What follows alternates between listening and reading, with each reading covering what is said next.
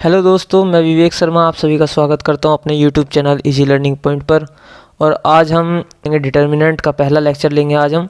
ठीक है, और देखते हैं कि डिटर्मिनेंट कैसे निकालते हैं। आप सभी को मैंने पहले लेक्चर्स में पढ़ाया था, पहली क्लासेस में बताया था कि मैट्रिसेस क्या होता है, मैट्रिसेस के बारे में बताया था, मैट्रिक्स के ऊपर क्वेश्चन सोल्व करने बताए थे आप सभी को।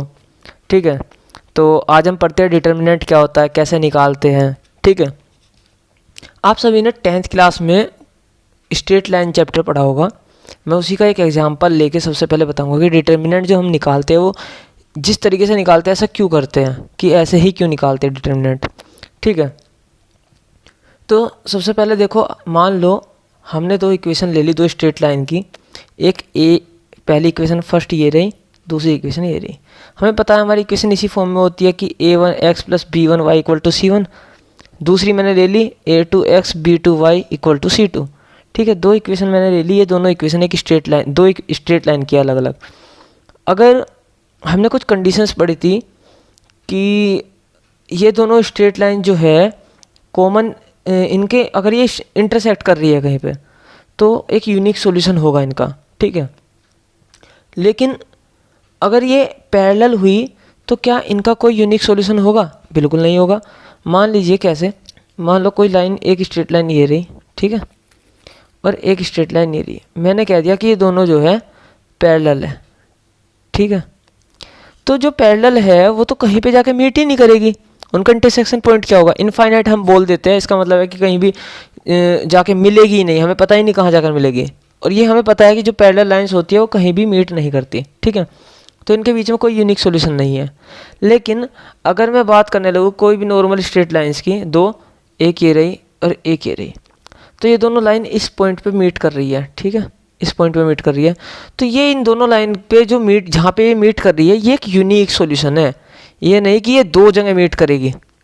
ठीक है, स्ट्रेट लाइन दो जगह मीट करेगी ही नहीं। अगर वे अगर इंटरसेक्ट कर रही है दो स्ट्रेट लाइन, तो दो जगह इंटरसेक्ट कभी नहीं करेगी, वो सिर्फ एक ही पॉइंट पे इंटरसेक्ट करेगी। ये हम सभी समझ सकते हैं। ठीक है, तो अब हम देखते हैं कि इसका यूज़ क्या है। तो यहाँ पर देखो कि मान लो अगर मैं इन दोनों इक्वेशंस को मैट्रिक्स फॉर्म में लिखना चाहूँ तो कैसे लिख सकता हूँ? इन दोनों को मैट्रिक्स फॉर्म में हम ऐसे लिख सकते हैं कि हमें पता है, अगर देखो मैंने इनको लिखा है, we can represent this in the form of matrices as, ये मैंने लिख लिया a1 b1 a2 b2 और ये लिख दिया xy, ये c1 c2। ये ऐसा क्यों लिखा? देखो तरीका तो आप याद रखना हमेशा कि सबसे पहले तो आप जो पहला कॉलम बनाओगे वो ऊपर जो x के कोफिशिएंट्स हैं उनका बनाना। ठीक है, जो दूसरा कॉलम बनाओगे वो सेकंड वेरिएबल जो है यानी कि y, उसके कोफिशिएंट्स का बनाना। ठीक है, हमेशा ये चीज़ ध्यान रखना आप। ठीक है, फिर अगला कॉलम हम जो लिखेंगे वो लिखेंगे एक्स वाई, जो हमारे वेरिएबल्स हैं। ठीक है, जो हमारे वेरिएबल्स हैं, एक कॉलम बनाएंगे अलग। ठीक है, ये अलग मैट्रिक्स बनाएंगे और ये अलग मैट्रिक्स बनाएंगे। अब आप देखो ध्यान दो, तो अगर मैं इनकी मल्टीप्लाई करने लगूँ, इन दोनों मैट्रिक्स की, इसकी और इसकी, तो मेरी बिल्कुल ऊपर वाली इक्वेशन तो बन के आएगी दो। कैसे? देखो पहले हमें पता है फर्स्ट रो की फर्स्ट कॉलम के साथ होती है, ऐसे ही तो करते हैं। तो a1 की x के साथ हुई, क्या बनेगा? a1x, बीच में प्लस लगाते हैं, फिर b1 की y के साथ होगी b1y। ठीक है, पहला a1 गया एलिमेंट। दूसरा क्या बनेगा हमारा? इसकी और इसकी मल्टीप्लाई होगी, तो a2 की x में करेंगे a2x, b2 की y में करेंगे b2y। ठीक है, तो a2x + b2y, एक दूसरी इक्वेशन वो बनेगी a2x + b2y, इस तरीके से बनेगी। और इक्वल में हमारा ये मैट्रिक्स है c1 c2।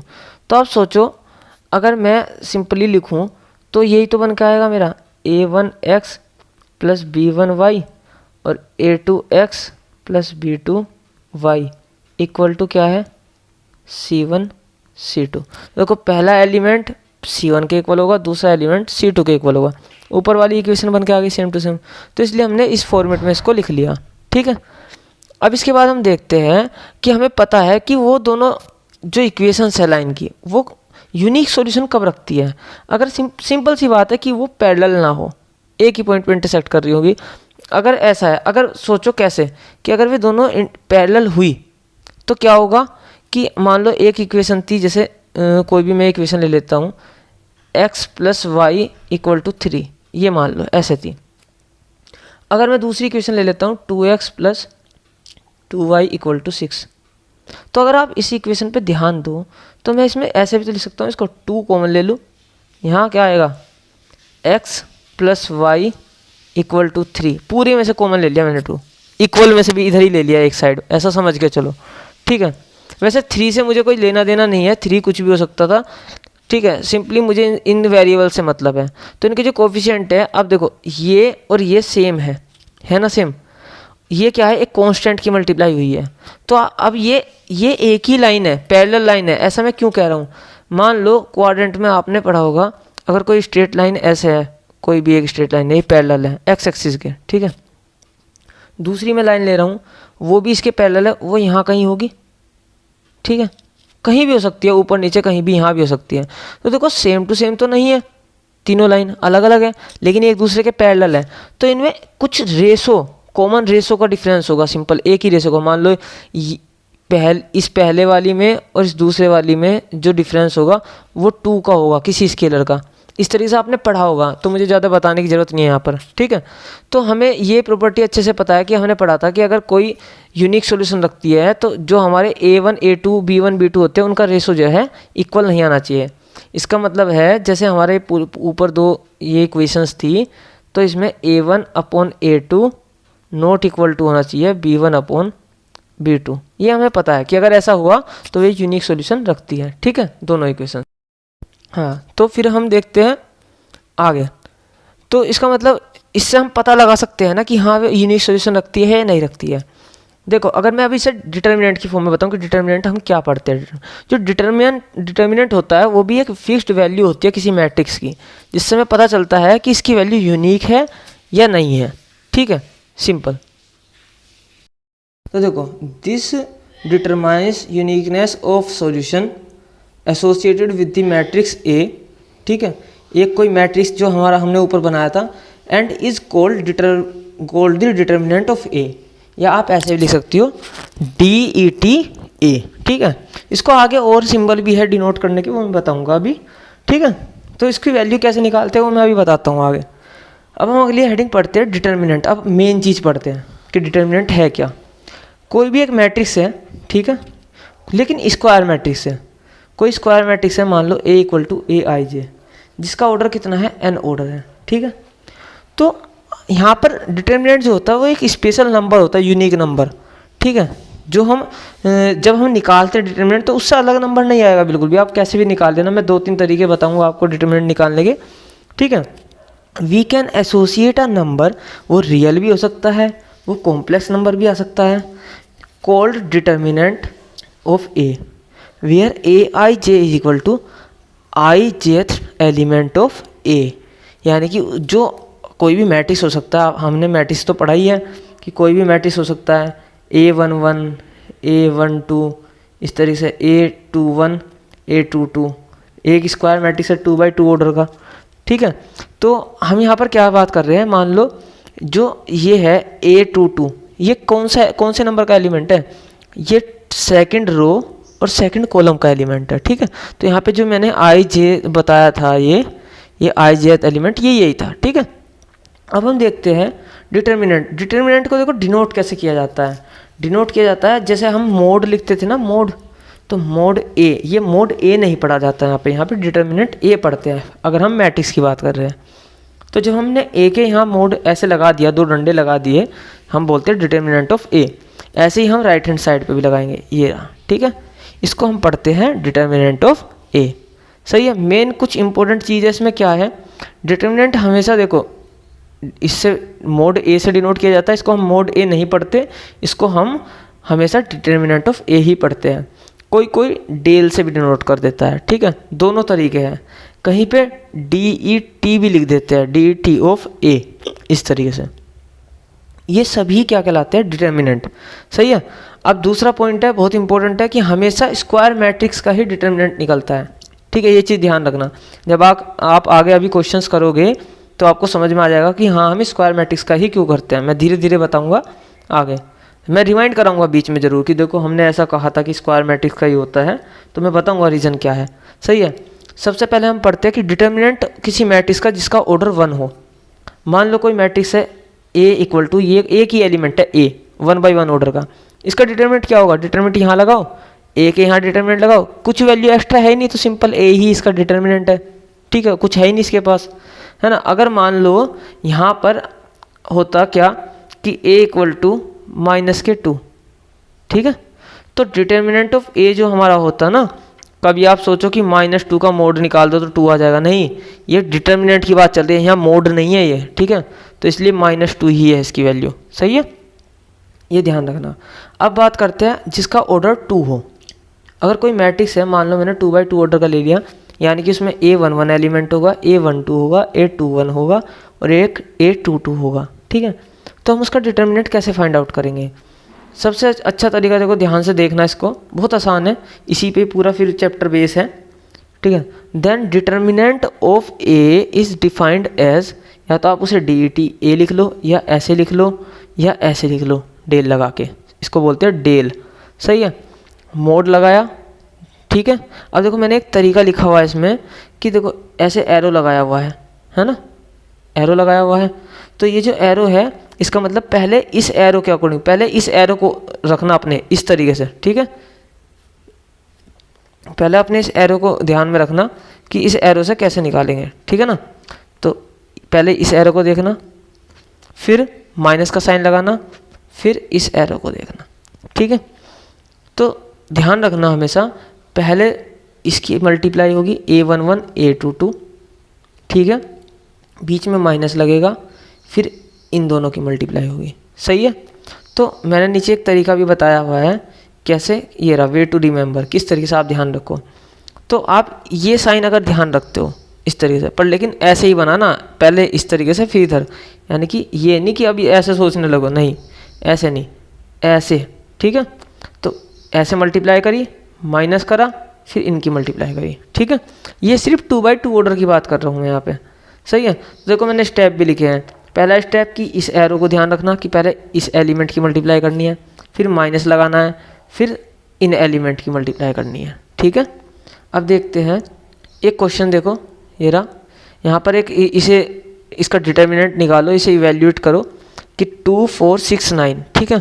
तो क्या करना है, सबसे पहले 2 9 की मल्टीप्लाई करो, 2 9 की मल्टीप्लाई करी, माइनस लगाया, 4 6 की मल्टीप्लाई करो, 4 × 6 करा, 2 9 जा 18, 4 6 जा 24, क्या आया -6 इसका डिटर्मिनेंट आ गया, ठीक है। अब देखते हैं डिटर्मिनेंट किसका, जब मैट्रिक्स ऑर्डर 3 हो, ठीक है। तो हम इससे आगे पढ़ेंगे नहीं इस चैप्टर में, सिर्फ ऑर्डर 3 तक ही पढ़ेंगे। अगर मान लो कोई मैट्रिक्स है 3/3 ऑर्डर का, ठीक है, एलिमेंट हम सबको पता है कि यानी कि A11 होगा, A12 होगा, इस तरीके से A31 A32 इस तरीके से होंगे एलिमेंट, इसमें A33 तक होंगे। यहाँ पे 6 तरीके हैं इसको एक्सपेंड करने के, ठीक है, मतलब 6 तरीके से डिटर्मिनेंट निकाल सकते हैं। एक हम रो 1 का इस्तेमाल करके निकाल सकते हैं, दूसरा रो 2 का इस्तेमाल करके निकाल सकते हैं, तीसरा रो 3 का इस्तेमाल करके निकाल सकते हैं, C1 का इस्तेमाल करके, C2 का इस्तेमाल करके, C3 का इस्तेमाल करके। कितने हो गए? 3 तो रो के हो गए, 3 ही कॉलम के हो गए, तो 6 तरीके हैं हमारे पास। मैं 2 या 3 तरीके बताऊंगा आपको, आप फिर समझ जाओगे खुद ही। अगर मान लो मैं रो के अकॉर्डिंग करूं, तो सबसे पहले तो काम है मैं इसको डिटर्मिनेंट फॉर्म में लिखूं, इस तरीके से डिटर्मिनेंट बना दिया, ठीक है। अब हम डिटर्मिनेंट निकालेंगे। मान लो मैं इसको रो 1 के अलोंग एक्सपेंड करता हूं, यानी कि ये जो हमारी रो है इसके अलोंग एक्सपेंड करना। तो सबसे पहला काम ध्यान रखना, पहला एलिमेंट लिखो, ये रहा, ठीक है, जो पहला एलिमेंट हमने लिख दिया। अब इसके साथ -1 की पावर i, ठीक है, i प्लस जे, ठीक है, पावर में। तो i और j क्या है यहाँ पे 1 1, ठीक है। तो 1 + 1 कितना होगा? 2 होगा, इसलिए देखो मैंने यहाँ पे लिखा भी है कि -1 की पावर 1 + 1, ठीक है। जो भी यहाँ A11 A12 यानी कि जो से नंबर की टर्म है वो आप लिखना, i + j करना उसमें, ठीक है। तो यहाँ पे करो, A11 लिखा। अब जो एलिमेंट आपने लिखा ये रहा, इस रो को छुपा लो, इस कॉलम को छुपा लो, ठीक है। जो आपको अब दिखाई दे रहा है उसको सामने डिटर्मिनेंट की फॉर्म में लिख दो।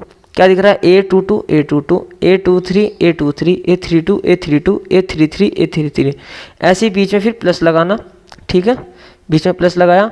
फिर दोबारा लिखो -1 की पावर क्या लिखोगे, अब देखो -1 की पावर क्या लिखोगे आप यहाँ पे ध्यान देना, अगर आप A12 की बात कर रहे हो, अब अगला एलिमेंट, क्योंकि हम रो 1 के अकॉर्डिंग एक्सपेंड कर रहे हैं इसको, ठीक है।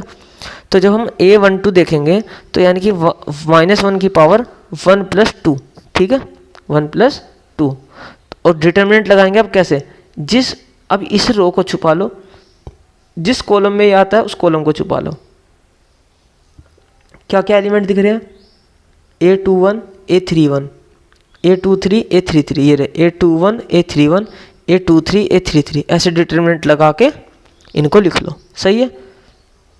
अब बात आती है कि हम इसको देखते हैं, थर्ड एलिमेंट को देखेंगे, ठीक है। थर्ड एलिमेंट को जब हम देखेंगे तो कौन सा क्या है, A13 एलिमेंट है, तो A13 लिखा। अब यहाँ पे -1 की पावर क्या लिखेंगे, 13 है ना, तो 1 + 3 लिखेंगे, सही है। तो इसको लिख लिया, इसके बाद फिर हम इसको छुपा लेते हैं और इसी कॉलम रो को भी छुपा लेते हैं, ठीक है। बचा क्या, ये, तो इसको आप ऐसे डिटरमिनेंट की फॉर्म में लिख सकते हो, ठीक है। उसके बाद आपका क्या काम बनता है, जैसे हमने सेकंड ऑर्डर के लिए समझाया था, सेम टू सेम वही करना है। क्या कि पहले इसकी मल्टीप्लाई, देखो पहले एलिमेंट की इसके साथ करी, फिर बीच में माइनस लगाया, फिर इसकी करी, ठीक है। यही काम वहाँ होगा अब हमारा, ठीक है।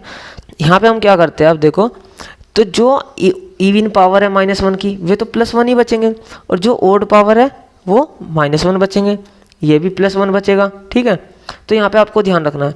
तो सिंपल यहाँ पे मैं कुछ लिखूँ ही ना, इसकी कोई ज़रूरत ही नहीं है अब, ठीक है। तो ये रहा A11 लिखा सीधा, फिर इसका डिटरमिनेंट निकालो, इसका A22 × A33, फिर बीच में माइनस लगेगा A32 × A23, सही है। इस तरीके से निकाल सकते हैं, ये लिख दिया। फिर उसके बाद हमने लिखा माइनस क्यों लिखा, क्योंकि यहाँ पे -1 की पावर क्या थी, 1 + 2 ओड पावर थी, तो क्या आएगा, -1 आएगा, और साथ में क्या था, A12 लिखा। इसका डिटरमिनेंट निकालो, क्या आएगा, A21 की A33 में करी, A31 की A23 में करी मल्टीप्लाई, ठीक है, ये आ गया। अगला देखते हैं, ये क्या आएगा, +1 ही आएगा, क्योंकि पावर क्या है, 1 + 3, तो सिंपल इवन पावर है तो +1 ही आएगा। A13, और इसका डिटरमिनेंट निकालो, A21 × A32 minus A31 × A22, ठीक है। इस तरीके से हमेशा अपने राइट साइड से लेफ्ट साइड से चलना डिटरमिनेंट के लिए, ठीक है, लेफ्ट साइड से चलना ऐसे, फिर माइनस लगाना, फिर इधर को जाके इधर चले जाना, ठीक है। इन दोनों की मल्टीप्लाई करना, ये ध्यान रखना बस, सही है। अब देखो मैंने इसको मल्टीप्लाई कर ली, सिंपली अंदर भेज दो A11 को, A12 को और A31 को, ठीक है, ये आ गया हमारा रिजल्ट। उसके बाद अगर मैं मान लो रो 2 से एक्सपेंड करने लगता, रो 2 से एक्सपेंड करता तो क्या होता, रो 2 हमारी कौन सी, ये रही, तो क्या करते, पहले A21 एलिमेंट लिखते और इसके साथ -1 की मल्टीप्लाई करते, यानी कि -1 की पावर 2 + 1 लिखते, A21 लिखते, और A21 के साथ क्या लिखते डिटरमिनेंट में, जैसे यहाँ ये सब लिख रखे हैं, क्या लिखते, सिंपल हम लिखते, इसको छुपा लेते, इसको छुपा लेते, बचा क्या, नहीं गलत कर दिया हमने, इसको छुपा लेते और जिस रो में ये है उसको छुपा लेते, बचा क्या, ये और ये। तो यहाँ पे हम लिख देते मोड लगा के A12 A13 A32 A33, ठीक है। ऐसे ही फिर हम क्या करते, दूसरे एलिमेंट के साथ करते, इसको लिखते, यहाँ पे क्या है 2 तो -1 की पावर क्या आती, 2 + 2, ठीक है। फिर A22 लिखते और मोड लगाते, इस रो को छुपा लेते, इस कॉलम को छुपा लेते, ठीक है। फिर लिखते जो बचा हुआ है उसको लिखते, A11 A13 A31 A33, ठीक है, ये करते। ऐसे ही हम क्या करते, तीसरे एलिमेंट के साथ करते, इसके साथ इसको छुपा लेते, कॉलम को, इसी रो को छुपा लेते, जो बचे हुए हैं उनको लिखते, उनका डिटरमिनेंट लिखते, और -1 की पावर क्या करते, जो यहाँ पर क्या है हमारा 2 और 3 है, तो यानी कि -1 की पावर लिखते हम 2 + 3, ठीक है। ये बहुत इंपॉर्टेंट चीज़ है। इसका सबसे अच्छा तरीका वैसे ये है, आप ध्यान रखना, जहाँ भी देखो प्लस, ठीक है, माइनस प्लस, अगले में आओ, ये प्लस था ऊपर तो यहाँ माइनस, ठीक है, और यहाँ प्लस, अब देखो यहाँ माइनस, यहाँ प्लस, ठीक है, यहाँ माइनस, यहाँ पे माइनस, यहाँ पे प्लस। तो plus minus plus, minus plus minus, plus minus plus, इस तरीके से आप ध्यान रखना। तो जब भी आप एक्सपेंड करो तो पहले जो है आप ध्यान रखना कि अगर आप रो सेकंड के अकॉर्डिंग कर रहे हो तो पहले माइनस लोगे, रो फर्स्ट के अकॉर्डिंग कर रहे हो तो पहले प्लस लोगे। ये चीज़ ध्यान रखना, क्योंकि क्या होता है हमारा जो इसका पहला एलिमेंट है ये आई प्लस जे बन रहे हैं इवन, और इसके आई प्लस जे बन रहे हैं ओड, इसके आई प्लस जे बन रहे हैं इवन, इसलिए मैं ये सब कह रहा हूँ, ठीक है। तो जब आप इसको खोल के देखोगे डिटरमिनेंट को तो सेम टू सेम ऊपर वाली वैल्यू बन के आएगी जो हमने ऊपर निकाली थी रो 1 के अकॉर्डिंग, ठीक है। जो आप रो 1 के अकॉर्डिंग निकाल रहे थे ये रो 1 के अकॉर्डिंग थी हमारी यहाँ पर, ठीक है। और अगर मैं रो 2 के अकॉर्डिंग निकालूँ तो रो 2 के अकॉर्डिंग हमारी क्या आएगी, रो 2 के अकॉर्डिंग जब मैं इसको सोल्व करूँगा तब भी मेरी यही आएगी, ठीक है। अब ये मैंने ऊपर ये क्या लिखा हुआ है, ये सब ये 3 5 1 ये लिखा हुआ है कि अलग अलग टर्म अलग अलग जगह आ रही थी। तो पहले मैंने इसको लिख के दिखा दिया यहाँ पर, फिर मैंने दूसरे नंबर पे इसको लिख के दिखा दिया, मतलब सेम टू सेम ऊपर वाला बना के दिखा दिया। ऐसे ही आप कॉलम के अकॉर्डिंग भी अलोंग भी एक्सपेंड कर सकते हो। कैसे मैं बता देता हूँ थोड़ा सा जल्दी सी। मान लो आप कॉलम 1 के अकॉर्डिंग एक्सपेंड कर रहे हो तो कॉलम 1 में पहला एलिमेंट क्या है, A11, तो यानी कि -1 की पावर 1 + 1, ठीक है। A11 मोड लिखो, इसको छुपा लो, इसको छुपा लो, क्या है A22, A23, A32 और A33, ठीक है। इस तरीके से करोगे। ऐसे ही फिर आप क्या करोगे, A21 लिखोगे, फिर उसमें क्या करोगे, इसको छुपा लोगे, इसको छुपा लोगे, जो बचेंगे इनको लिख लोगे, ठीक है। -1 की पावर क्या लिखोगे, 2 + 1, इस तरीके से। ऐसे ही A31 के लिए, सही है, सारे हो जाएंगे। बस यही इसमें है, आगे फिर हम करेंगे इसके ऊपर एक क्वेश्चन सोल्व करेंगे बाद में, ठीक है, अगली वीडियो में। आज के लिए इतना ही, थैंक